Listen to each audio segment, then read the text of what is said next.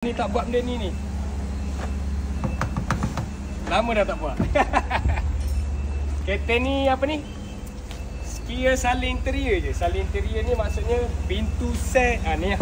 Pintu set, dashboard, seat sambung.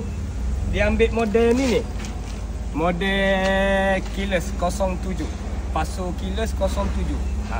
Sama je nak salin interior tapi tengok